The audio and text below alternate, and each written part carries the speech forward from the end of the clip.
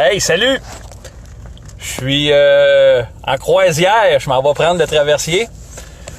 Je voulais vous partager un petit peu. Tantôt, j'ai fait un post que j'allais rencontrer un criminaliste. Et j'arrive de Joliette et je suis allé rencontrer un criminaliste parce que hier, je devais avoir un procès. Et comme j'avais pas mes témoins d'assignés, l'aide juridique, mon rendez-vous n'était pas encore fait.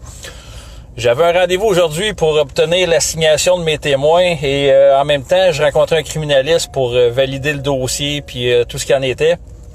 J'ai eu une discussion d'environ 30 minutes. Je vais taire le nom de l'avocat. Question de confiance. J'aime donner ma confiance aux avocats, leur laisser une chance, laisser la chance aux coureurs. Puis j'ai eu une discussion quand même assez... J'ai posé plusieurs questions, puis je lui ai fait lire des notes sténographiques. Je lui ai montré mes preuves que j'avais les autorisations de faire les travaux communautaires de forme judiciaire, que je l'ai fait dans le passé.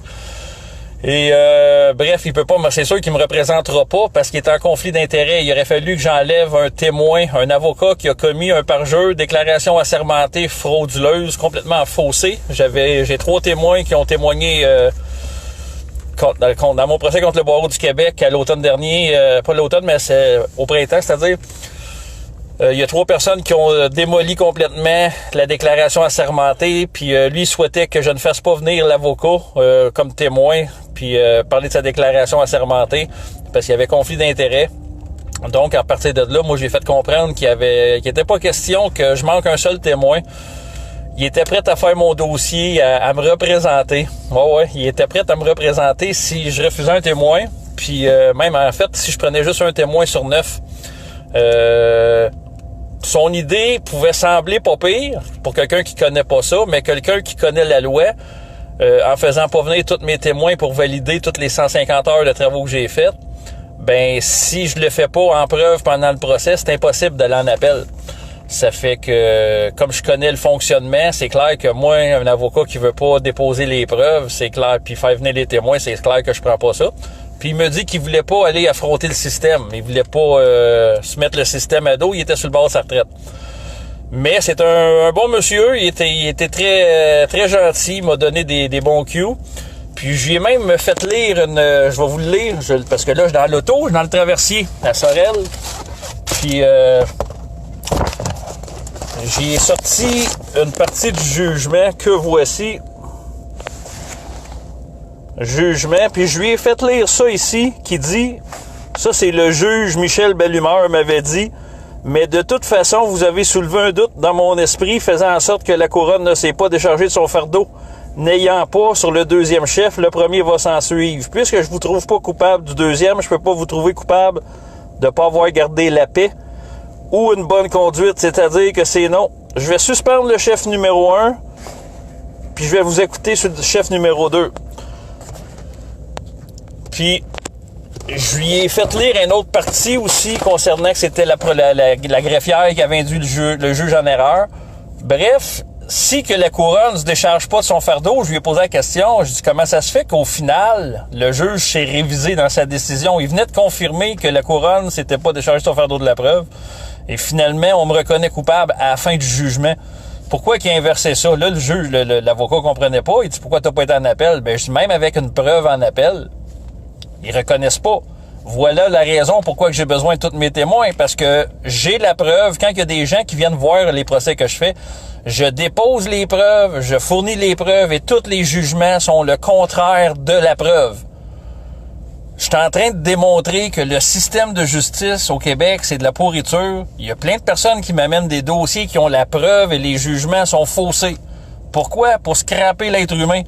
Pour que la personne devienne un esti dépressif, se révolte contre le système. Ben, présentement, on a un système de justice pourri. Le barreau du Québec, c'est une mafia. Je lui ai même mis au courant qu'un de mes témoins était en poursuite là, contre le DPJ pour 4,5 millions de dollars. C'est un de mes témoins, Sylvain Desrosiers. Et vous pouvez même aller voir vous-même sous Google. Faites poursuite contre le DPJ, 4,5 millions. Vous allez comprendre le dossier. Ben, vous allez voir que ça existe. Puis je lui ai dit, écoute, j'ai accès à des centaines et des centaines d'heures d'enregistrement d'un réseau d'enlèvement d'enfants. Puis les enregistrements viennent des centres jeunesse même, de différents chefs de service, de différents travailleurs sociaux. Quand est-ce qu'il va y avoir un avocat qui va se réveiller au Québec puis qui va dire il est temps qu'on nettoie ce système de corrompus-là. Ça fait que mon temps avec le criminaliste a été pas pire. J'ai confirmation que il y a toujours magouille dans le système. Puis je lui ai même dit, si je soumets toutes les preuves, j'ai les preuves que les juges se foutent des preuves. Puis c'est comme ça que ça fonctionne.